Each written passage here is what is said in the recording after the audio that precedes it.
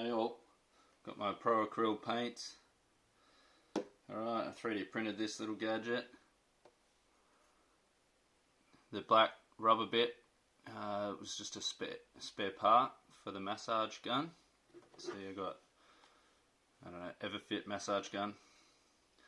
Alright.